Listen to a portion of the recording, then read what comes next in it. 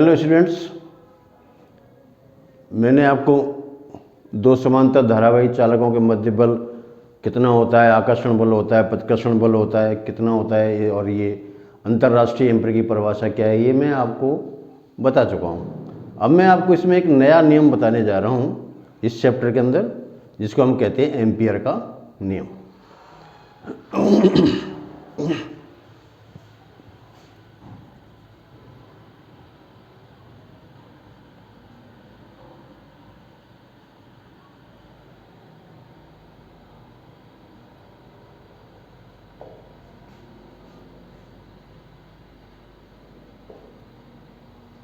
Ampere's law.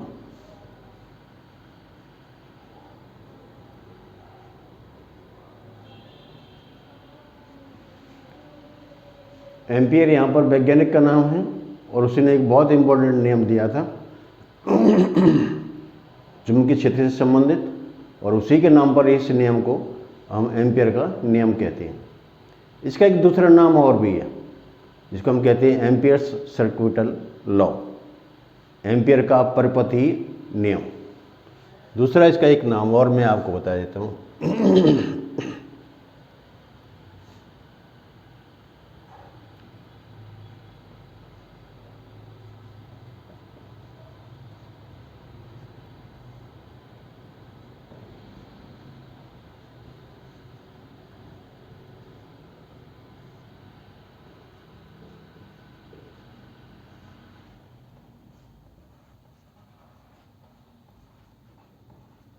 Amperes सर्क्यूटल law. तो ऐसा क्यों है इसमें? क्योंकि जब कभी कोई विद्युत परिपथ होता है तो उसमें करंट फ्लो होती है चालक के अंदर, तो ये हम जानते हैं कि चालक के चारों ओर चुंबकीय क्षेत्र उत्पन्न हो जाता है। तो ये उसी से संबंधित है जो इसके अंदर। तो अब मैं जैसे एक ही बिंदु पर कई एक करंट्स एक साथ मिलती हैं तो उन सबका अपना अपना चुंबकीय क्षेत्र होता है। तो वो चुंबकीय क्षेत्र कितना उत्पन्न करती हैं उससे संबंधित किस तरीके से हम इसको कोरिलेट कर सकते हैं, तो वो इसमें आपका सर्क्यूटल लॉ भी इसको हम कहते हैं इसमें। तो एम्पियर इसके नियम का स्टेटमेंट इस तरीके से है।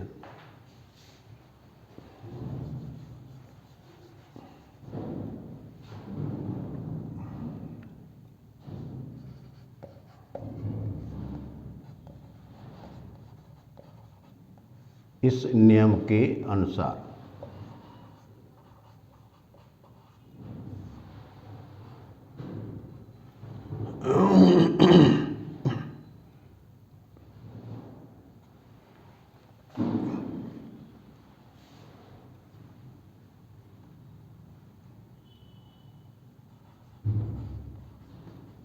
किसी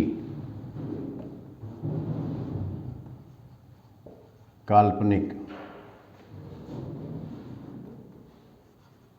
बंद वक्र के अनुदिश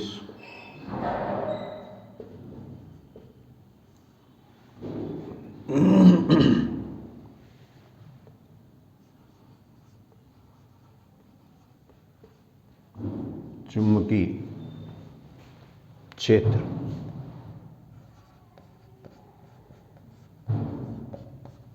क्षेत्र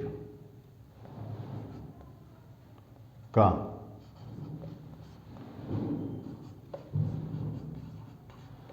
रेखीय समाकलन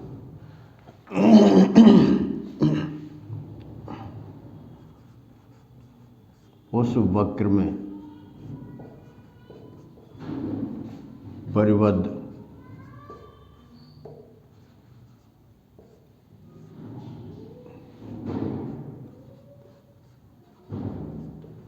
विद्युत धाराओं के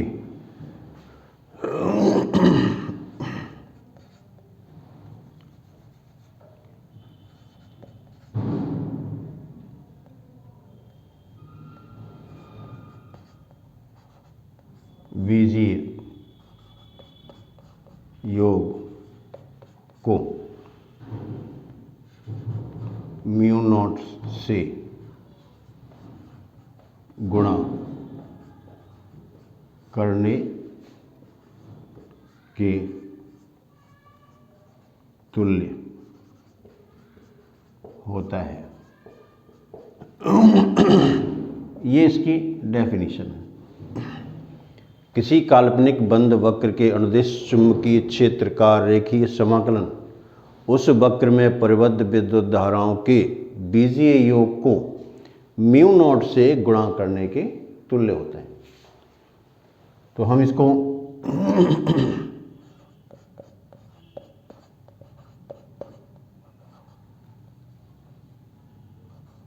गणितीय रूप में integration B dot D L equal to mu naught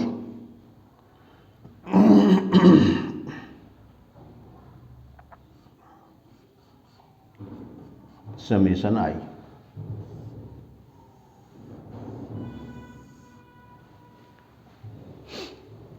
integration B dot D L mu naught summation I. अब समेशन आई इसमें क्या होगा, जैसे सपोज करो कि भाई आपने यहाँ पर एक कोई भी यहाँ बंद वक्र मान लिया। अब इसमें जो करंट्स हैं वो इस तरीके से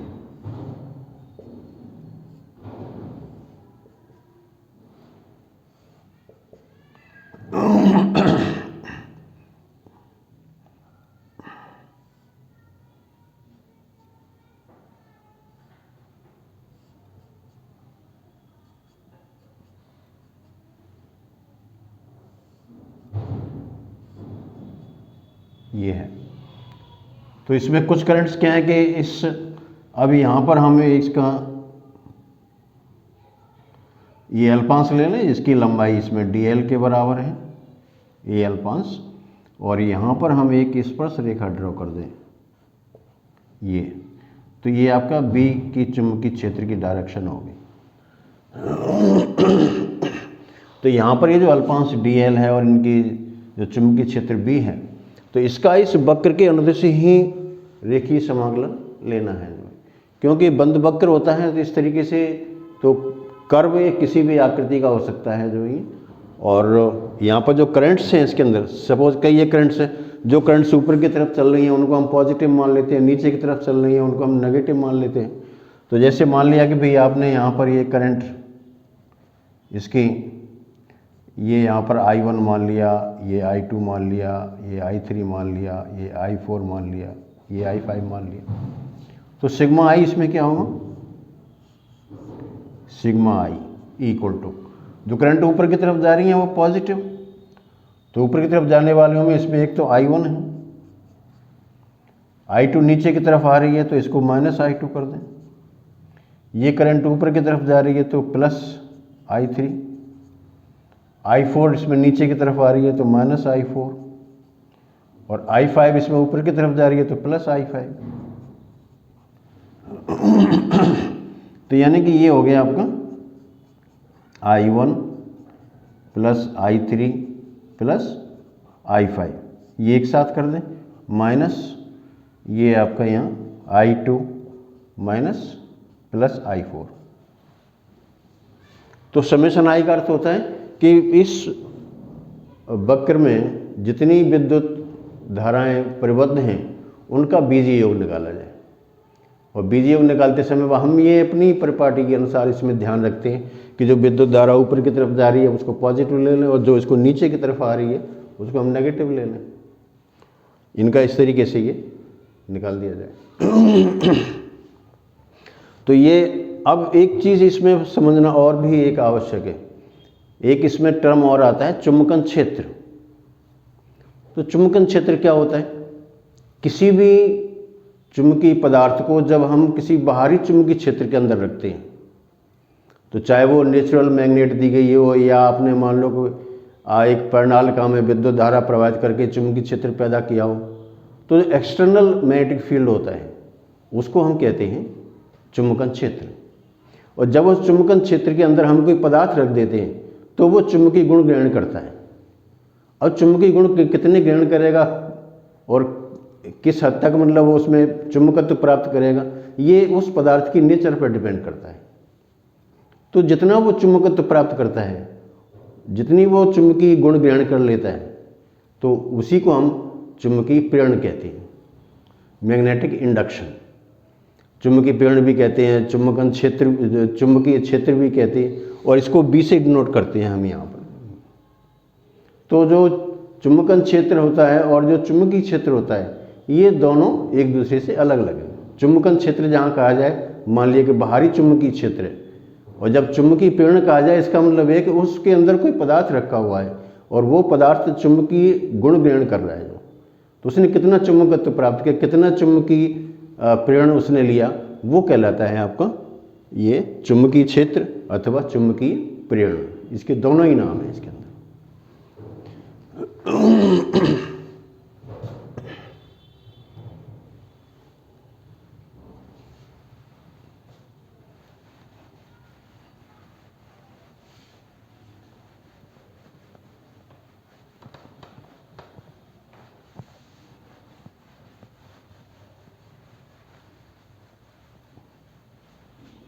अब मैं यहाँ पर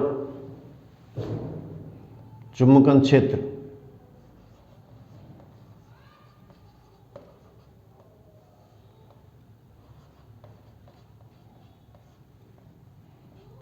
H equal to mu naught B.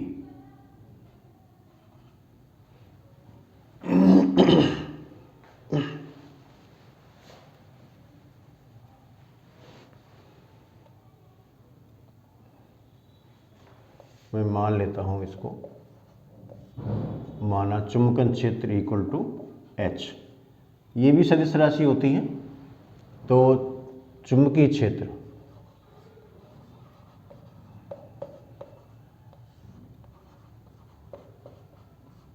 B equal to mu naught H।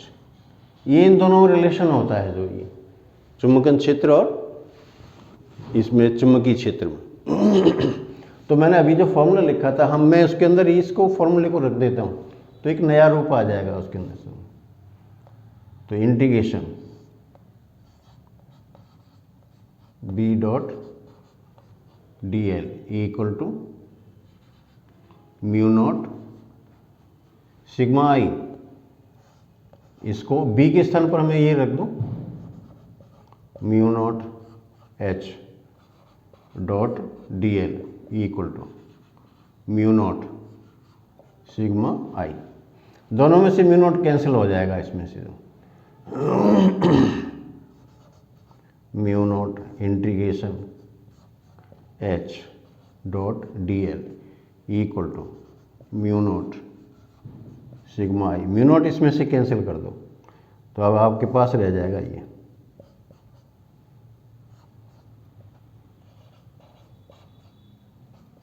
Equal to sigma आई।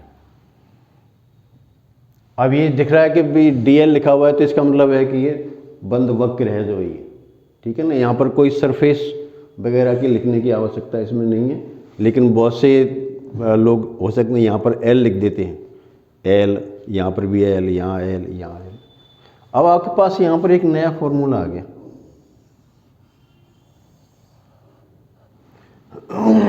आपने इससे पहले विद्युत वाहक बल के बारे में पढ़ा है।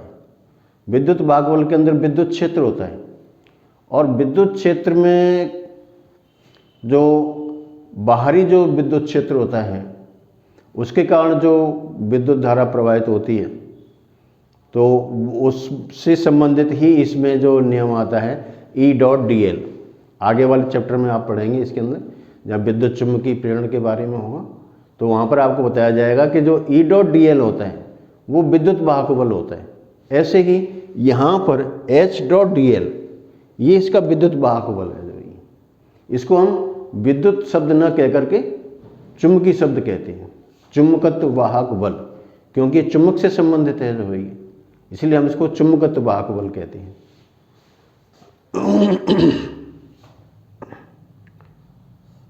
Integration H dot D L को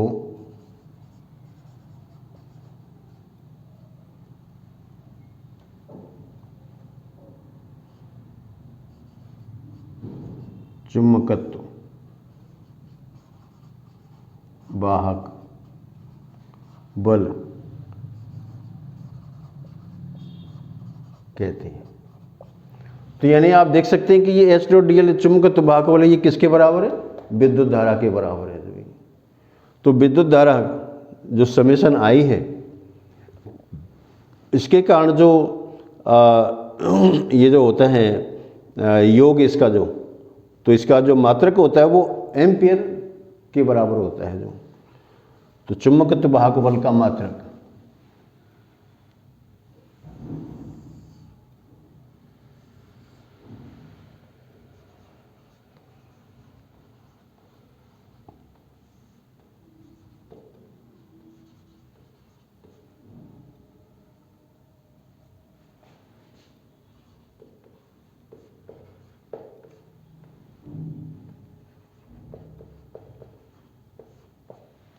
ये एम्पियर होता है।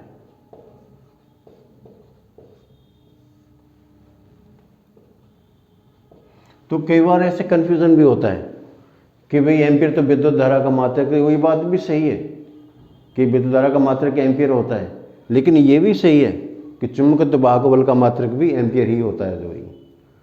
तो यानी कि इसमें कोई कंफ्यूजन होने वाली बात नहीं है, सिर्फ ये फॉर्मूला ही डिसाइड करता है कि चुंबकत्व वाहक बल का मात्रक क्या होगा।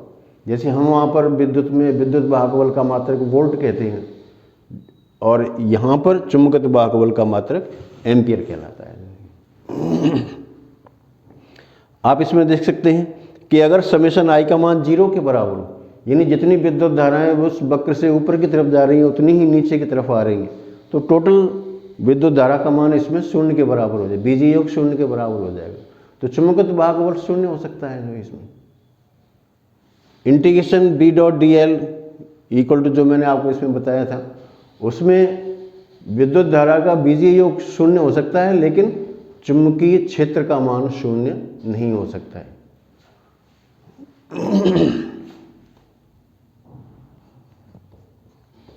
यदि समेशन आई इक्वल टू 0, तो integration H dot D L ये इक्वल टू 0, चुंबकत्व वाहक बल इसमें 0 के बराबर होगा, लेकिन integration B dot D L is not equal to 0, इसका मान 0 के बराबर नहीं होगा। इसका कारण क्या है? इसका कारण ये कि उनमें करंट तो हैं, फ्लो तो हो रही हैं, करंट का बीजीय योग ही तो 0 के बराबर है। ऐसा तो नहीं है कि किसी चालक के अंदर करंट नहीं फ्लो हो रही हो। तो करंट फ्लो हो रही है तो वहाँ पर चुंबकीय प्रेरण तो होगा ही होगा जो। तो बी का मान इसमें कभी 0 नहीं होता है जो।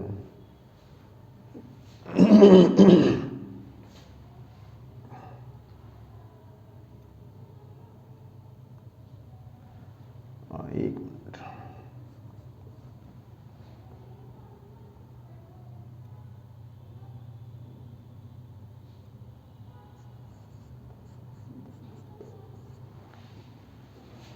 इंटीग्रेशन इसका लगाना तो ये तो 0 के बराबर होगा, लेकिन v का मान इसमें 0 के बराबर नहीं होता है, क्योंकि विद्युत धारा का मान 0 के बराबर नहीं है। बीजीय योग 0 के बराबर है, लेकिन किसी चालक के अंदर जो विद्युत धारा प्रवाहित हो रही है उसके कारण मैग्नेटिक फील्ड 0 के बराबर नहीं है। तो समेशन आई इक्वल टू 0 होने पर चुंबकत्व वाहक बल का मान 0 होगा। Integration B dot D L का मान इसमें 0 के बराबर होगा, लेकिन बी का मान 0 के बराबर नहीं होगा।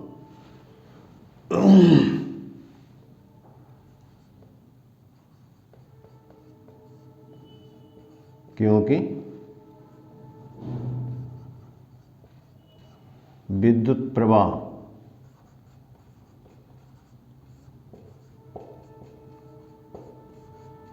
के लिए B का मान 0 नहीं होता है।